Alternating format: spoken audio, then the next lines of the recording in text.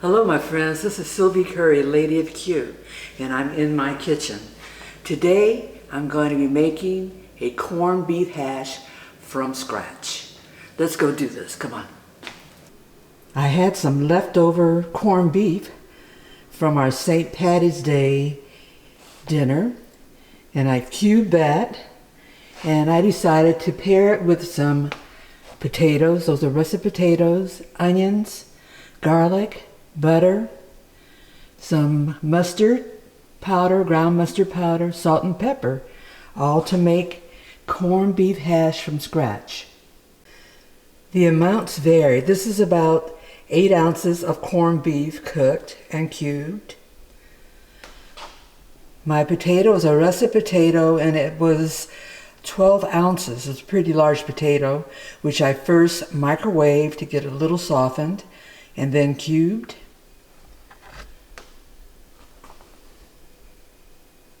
I've got 1 medium onion diced. I've got 3 cloves of garlic minced. I've got about 2 pats of butter, which is about 2 tablespoons. Mustard I have that's about a half a teaspoon. The amounts that you use depend on your taste. If you like it more with a mustard flavor to it, add more. If you don't like mustard, take it away. I've got salt and pepper, and I know that this corned beef wasn't that salty, so I know that I'll have to add salt and pepper to it. I'm going to be cooking this in a cast iron skillet, and to start I've got about a tablespoon of olive oil in there, and I'm going to add first 1 pat of butter to start. I'm going to start off by adding my onions.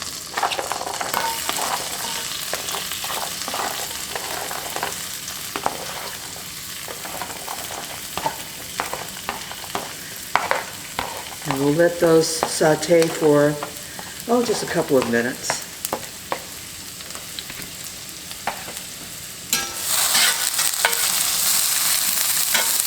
We don't want color on them, we just want to get them a little bit translucent since they are raw.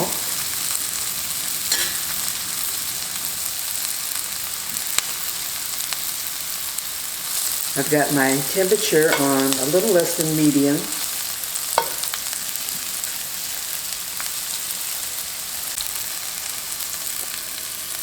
I am now going to add my cubed potatoes.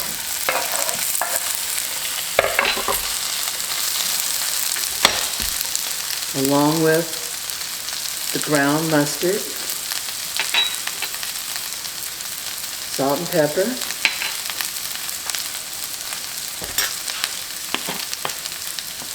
and I'm also adding the garlic.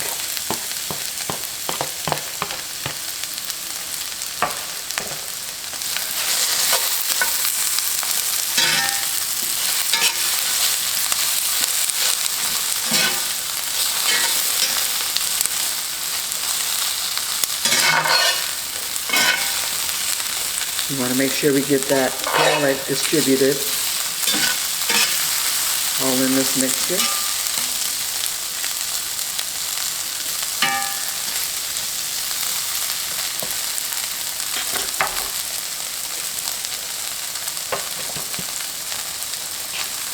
I'm now going to also add the corned beef.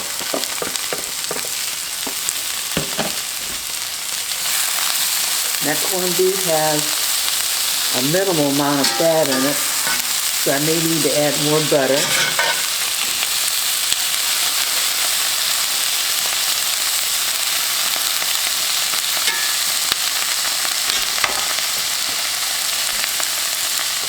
So I'm adding the second pat of butter, or the second tablespoon.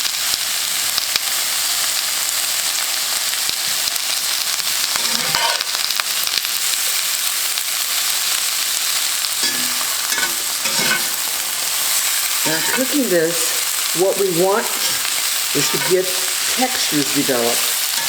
And that means we want to get it nice and crusty. So after mixing this and getting everything distributed, you want to take your spatula and sort of just pat into place all the pieces of this hash.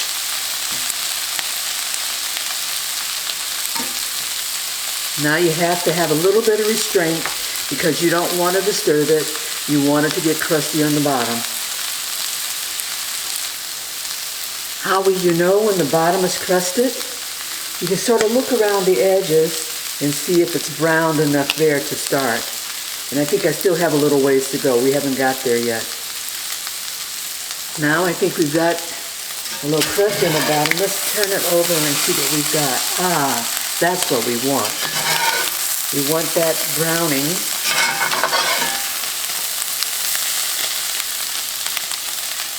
Just go through and turn it over so we can get the same thing on the other side.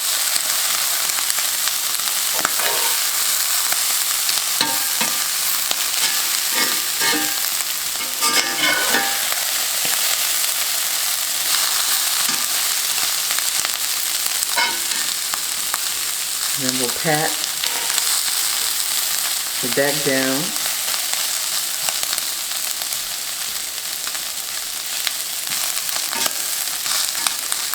And let the same thing happen on the other side.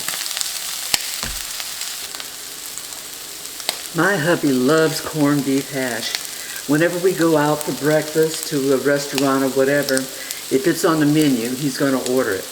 And preferably he wants the one that's made with corned beef that has been corned, not from the can, but that's been cooked, say, however you cook it in a pressure cooker or some system like that. When making corned beef hash, there are a couple of things that you should be mindful of. You can make those cubes of potatoes and corned beef as small or as large as you want. It's up to you and what you like. You can use varying types of potatoes. Doesn't have to be russet. Could be Yukon Gold, any of those, and that'll come out very well also. You can add things to it, such as you could add bell pepper to it if you wish. You can add jalapenos diced if you wish. You can sprinkle it with a little bit of parsley to make it pretty. It's up to you. It's what you like.